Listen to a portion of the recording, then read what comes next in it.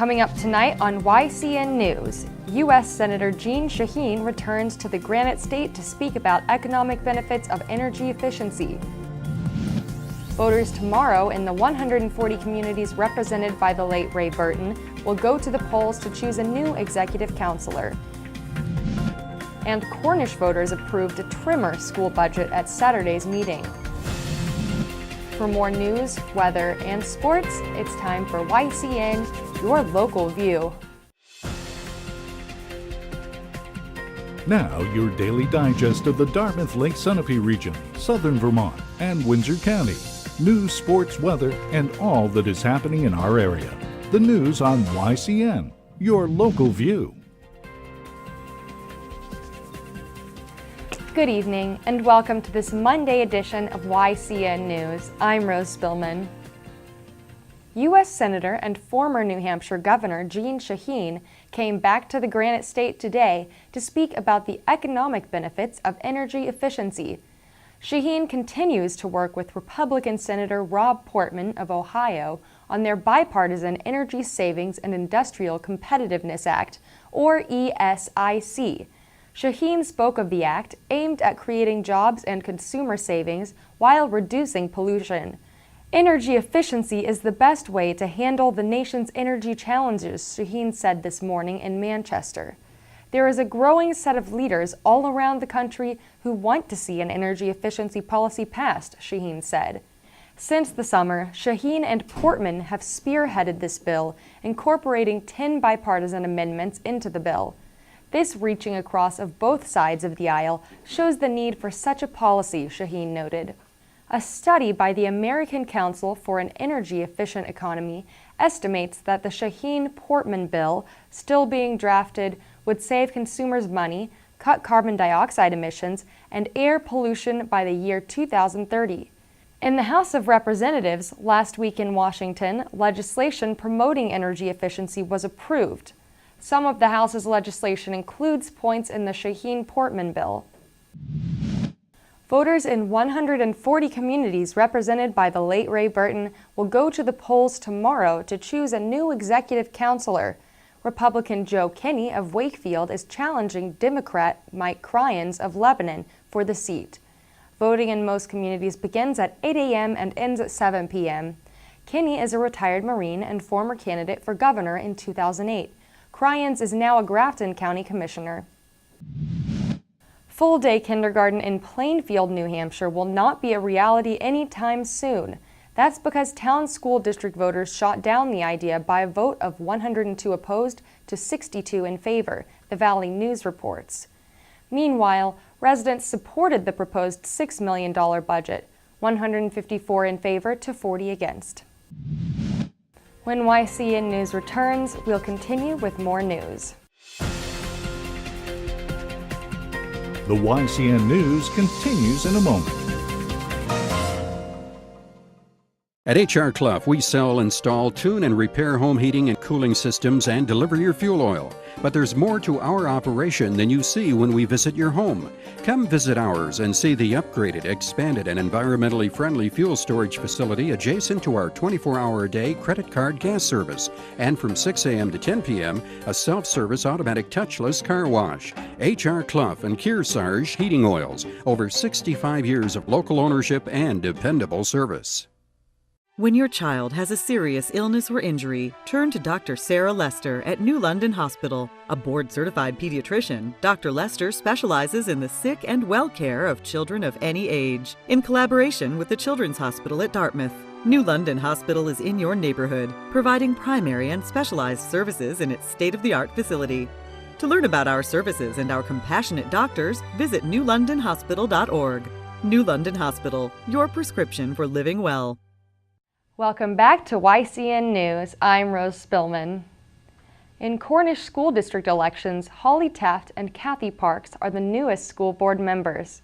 On Saturday, voters filled the Cornish Elementary School gymnasium to discuss the budget and other warrant articles. In the end, voters approved a trimmer budget, one that is now $3.7 million. Included in that budget, however, is a reduction in hours for the school's library media specialist, Rachel Roper, Principal Sylvia Sivret, and the school's psychologist. One classroom will be combined with another grade, making for either a grade 4 to 5 class or grade 2 to 3 class. Details remain to be worked out, yet this multi-age classroom means one of the school's teachers will be out of a job. The budget cuts total about $80,000. The district's teachers will receive a 2-year raise, yet the vote to do so was not unanimous, a sign of the meeting's often fractious, quarrelsome tone. And the town meeting format will be kept. An article to make Cornish's school district an SB2 town failed. Also this weekend, after prolonged discussion Friday night, more members of the Claremont Charter Commission voted to remain a city than did those who opted for the city to revert to its earlier town status. YCN News will bring you election updates from New Hampshire's town meeting day on Tuesday and more news of Claremont and Cornish as well. The YCN News continues in a moment. The Renaissance Shop, located in the Lake Sunapee Region V&A building on Newport Road in New London, brings back to life high-quality items for every taste and budget. The Renaissance Shop is always seeking donations to keep the inventory varied and give you a reason to come back again and again. Donations are tax deductible and proceeds bring new life to the vital services of our V&A. The Renaissance Shop, new beginnings to more than you can imagine. You buy for 50 cents these days? A soda? A pack of gum? How about a week's worth of your local news in the Kearsarge Sunapee region?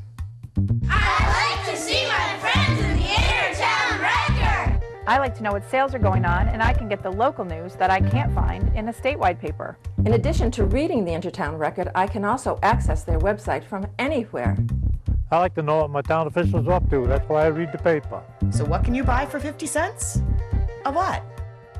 Welcome back to YCN News. I'm Rose Spillman. Now Matt McDonald will have a look at our weather for the next 5 days, and he'll take a look at some local high school sports. Thanks, Rose. Looks like we're expecting more snow this week, so don't put your shovels away just yet. Tomorrow we'll have a high of 47 degrees with lows in the mid-20s. Wednesday, the snow will start, and we're expecting 4 to 8 inches. Highs will be in the 30s with a low of 11 degrees. Thursday, the snow will continue with another 4 to 8 inches, so be sure to drive carefully. Highs will be in the teens with a low of 2 degrees, so dress warm. Friday, we'll get a break from the snow with a high of 33 degrees and lows in the 20s. Saturday, we'll have mixed precipitation with temperatures rising to bring highs in the mid-40s and a low of 24 degrees. And now let's look at the northeastern and national radar maps.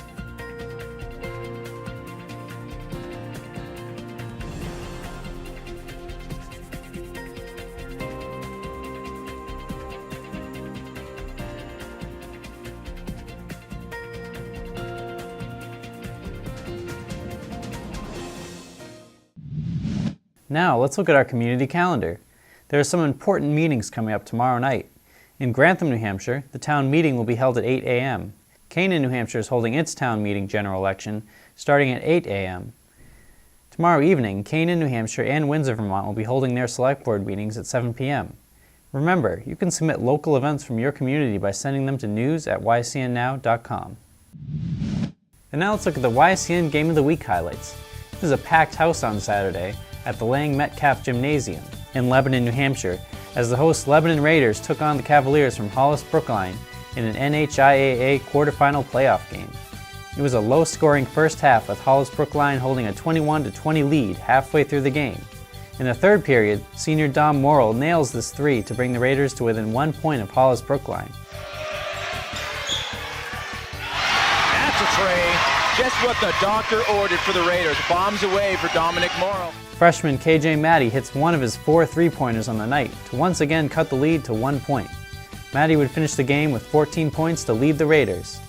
Raiders senior Colin Sow nails his three-pointer early in the final quarter to give Lebanon their first lead of the half. The senior captain finished the game with 9 points on 2 three-pointers and went 3 for 3 at the foul line. Hollis Brookline's Cole Gallant drives in for 2 in the foul to put the Cavaliers up by 5 points nearly halfway through the final quarter. Sophomore Austin Whaley cuts into the Hollis Brookline lead with his three-pointer, his only basket of the game. That's a three, Austin Whaley. Moments later, Martin Gradigan ties the game with just over 5 minutes left in regulation. Position Gradigan going deep. Wally. And it goes! So with the score tied in less than 20 seconds to go, here is YCN play-by-play announcer Jim Rivers with the call. Somebody's going home. Saw in the corner. Puts it up. Oh!